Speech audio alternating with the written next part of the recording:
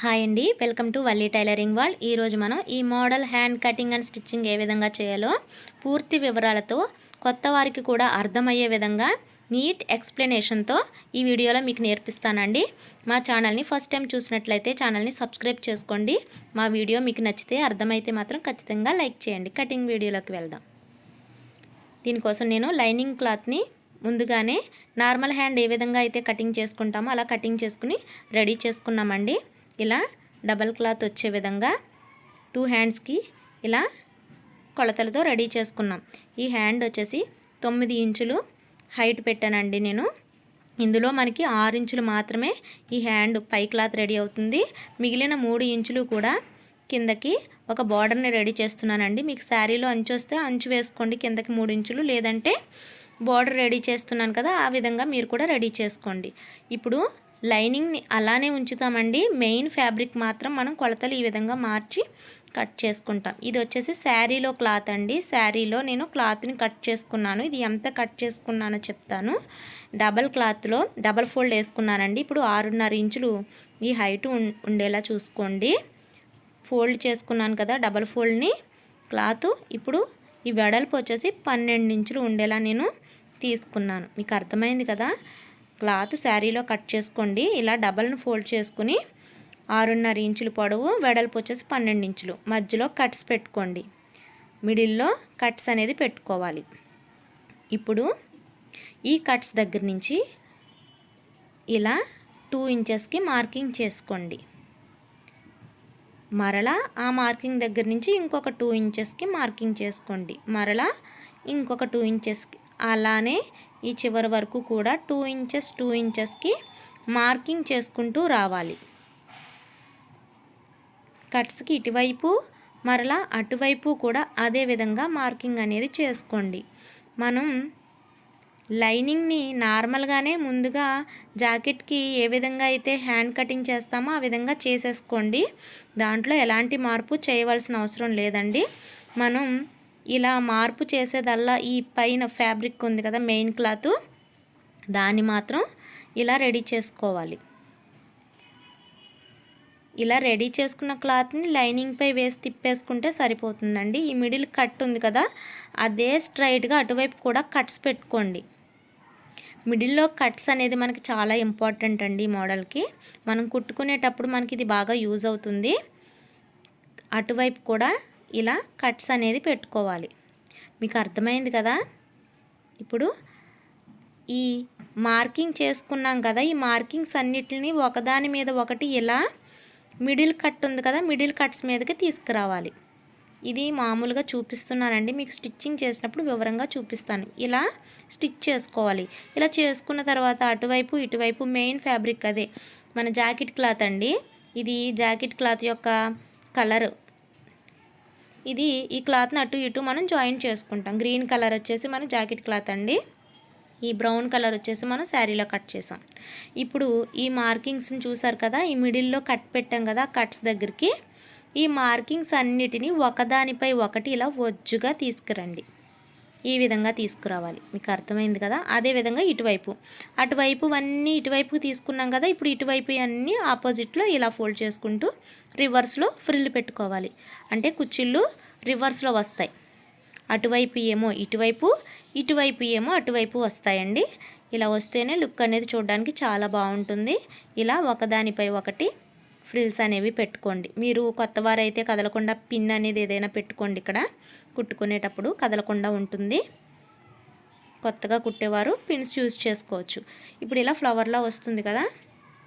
ఇప్పుడు ఈ పైన ఉన్న కుచ్చిళ్ళన్నీ కరెక్ట్గా ఇలా అందంగా ఒకదానిపొక్కట ఇలా పక్క పక్కనే ఇలా సెట్ చేసుకుంటూ ఒక కుట్టు వేసుకోవాలండి. ఇవేమో ఆపోజిట్లో ఫోల్డ్ చేసుకోవాలి. ఇలా ఇవి ఇటువైపు అవి అటువైపు ఫోల్డ్ చేసుకోవాలండి. మీకు కుట్టు చూపిస్తాను. వీడియోని స్కిప్ చేయకుండా చివరి వరకు చూడండి. ఈ కట్స్కి ఇటువైపు అన్నీ ఇలా ఫోల్డ్ అవుతాయి ఫ్రిల్స్. ఇక మధ్యలో కట్స్ ఉంటుంది కదా, ఆ కట్స్ దగ్గరకు వచ్చాక ఇదిగోండి ఇలా రివర్స్లో ఫోల్డ్ అవుతుంది ఇటువైపు. మీకు అర్థమైంది కదా. ఇలా రివర్స్లో అటు ఫోల్డ్ చేస్తామన్నమాట. ఇలా అందంగా సర్దుకుంటూ ఒకదాని పక్కన ఒకటి మనం ఫ్రిల్ అనేది ఇలా పెట్టుకుంటూ రావాలండి. వీడియోని ఎక్కడ స్కిప్ చేయకండి, స్కిప్ చేస్తే మీకు అర్థం కాదు మధ్యలో. ఇలా రెడీ అయింది కదా. ఇప్పుడు మెయిన్ ఫ్యాబ్రిక్ బ్లౌజ్ యొక్క క్లాత్ ఉంటుంది కదా, బ్లౌజ్ ఏదైతే కలర్ ఉందో అదే కలర్ క్లాత్ అండి ఇది. దాన్ని మనం హ్యాండ్ మొత్తం కట్ చేయం కదా, ఇలా సైడ్కి జాయింట్ చేసుకునే విధంగా ఇలా కట్ చేసుకుని అది ఎంత హైట్ ఉందో అంత హైటు కూడా ఈ విధంగా జాయింట్ చేసుకోవాలి. ఇలా ఇటువైపు కూడా ఈ క్లాత్ని సైడ్ జాయింట్ అనేది చేసుకోవాలి. ఇది హ్యాండ్ అంతా మనం కట్ చేయమండి. హ్యాండ్కి మిడిల్లో ఈ బ్రౌన్ కలర్ క్లాత్ వచ్చింది కదా ఫ్రిల్స్తో, అటు సైడు ఇటు సైడు మాత్రమే మనం గ్రీన్ కలర్ క్లాత్ని యాడ్ చేసాం. మీకు అర్థమైంది కదా. ఇప్పుడు ఈ చివర ఎక్స్ట్రా ఉన్న క్లాత్ని కరెక్ట్గా ఎడ్జ్లో సమానంగా కట్ చేసుకోండి. ఇలా రెడీ చేసుకున్నాక మనం బార్డర్ని రెడీ చేసుకున్నామండి. మీకు శారీలో అంచు ఏదైనా వస్తే అంచుని యాడ్ చేసుకోండి, చాలా బాగుంటుంది. నాకు శారీలో అంచేమీ రాలేదండి, సో నేను శారీలో క్లాత్ని ఇలా బార్డర్లా రెడీ చేసుకున్నానండి. ఇది ఒక 2 ఇంచులు వెడల్పు ఉండేలాగా క్లాత్ని జాయింట్స్ చేసుకుని మరీ బార్డర్ని రెడీ చేశానండి. నాకు క్లాత్ ఎక్కువ తీసేస్తే శారీలో సరిపోదు కదండి, అందుకని ఈ మిడిల్లో మనం ఫ్రిల్స్ ఏదైతే పెట్టామో ఫ్రిల్స్ కోసం నేను 12 ఇంచులు వెడల్పు 6.5 ఇంచులు పొడవు ఉండేలా క్లాత్ని ఏదైతే తీసుకున్నానో అది తీసుకోగా మిగిలిన సైడ్ పీసెస్ అండి ఇవి. ఈ సైడ్ పీసెస్నే నేను ఒకదానికొకటి జాయిన్ చేసుకుని ఒక బార్డర్లా రెడీ చేశానండి. బార్డర్ కోసం కూడా ఎక్స్ట్రా క్లాత్ కట్ చేస్తే శారీలో కుచ్చులు తగ్గిపోతాయి కదా, నేను మిగిలిన క్లాత్ని ఇలా జాయిన్ చేసి బార్డర్ రెడీ చేశాను. మీకు శారీలో బార్డర్ ఏమీ లేకపోతే మీరు కూడా ఈ విధంగా రెడీ చేసుకోండి. మీకు అంచు ఏదైనా వస్తే మాత్రం లుక్ ఇంకా బాగుంటుందండి, అంచు యాడ్ చేసుకోండి. ఈ విధంగా రెడీ అయింది కదా. ఇప్పుడు ముందుగా కట్ చేసి పెట్టుకున్నాం కదా లైనింగ్ క్లాత్, ఇది ఒరిజినల్ మెజర్మెంట్తో కొలతలతో తీసిన హ్యాండ్ కటింగ్ అండి ఇది. ఈ హ్యాండ్ని లైనింగ్ని ఇలా ఇప్పుడు ఈ ఫ్యాబ్రిక్ని మిడిల్లో కట్స్ పెట్టుకోండి.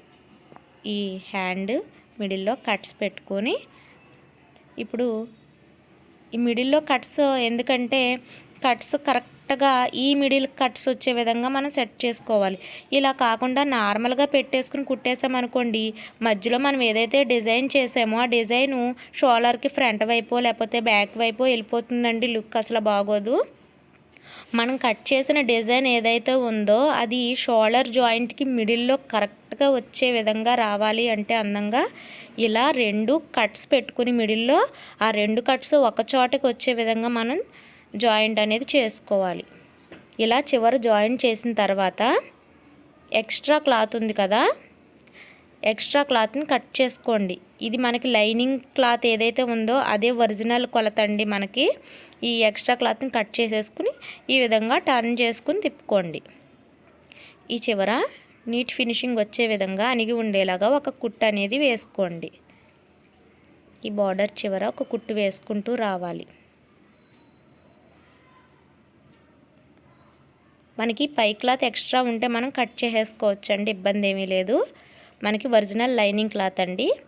మనకి ఏమైనా చంక ముక్కలు పడితే మాత్రం వేసుకోవచ్చండి. మీకు చంక ముక్కలు ఏమైనా యాడ్ చేసుకోవాలంటే సైడ్ ఎప్పట్లానే యాడ్ చేసుకుని స్టిచ్ చేసుకోండి. మీకు అర్థమైంది కదా. ఇప్పుడు లైనింగ్ పార్ట్ ఏ విధంగా ఉన్నదో ఆ విధంగా కదలకుండా కొత్త వారైతే పిన్స్ అనేది పెట్టుకోండి. ఇలా జాగ్రత్తగా మెయిన్ ఫ్యాబ్రిక్ పై వేసి లైనింగ్ని జాయింట్ అనేది ఇలా చేసుకోవాలి. ఇప్పుడు ఎక్స్ట్రా క్లాత్ని ఇలా కట్ చేసుకోండి. చాలా ఈజీ అండి. మీరు వీడియోని 1-2 సార్లు చూస్తే మీకు చాలా బాగా అర్థమవుతుంది. ఇప్పుడు ఇక్కడ షో బటన్ అనేది రెడీ చేసుకోవచ్చండి. బయట మార్కెట్లో దొరుకుతాయి షో బటన్స్, వాటికి చిన్న హోల్ ఉంటుంది. సూది దారంతో ఇలా షో బటన్ అనేది ఇక్కడ స్టిచ్ చేసుకోవచ్చు. చాలా ఈజీగా స్టిచ్ చేసుకోవచ్చండి. మా వీడియో మీకు అర్థమైతే నచ్చితే ఖచ్చితంగా లైక్ చేయండి, మా ఛానల్ని సబ్స్క్రైబ్ చేసుకోండి. మరిన్ని వీడియోస్ కోసం బెల్ బటన్ని ప్రెస్ చేయండి. వీడియో నచ్చితే ఛానల్ని సబ్స్క్రైబ్ చేయండి, లైక్ చేయండి, షేర్ చేయండి.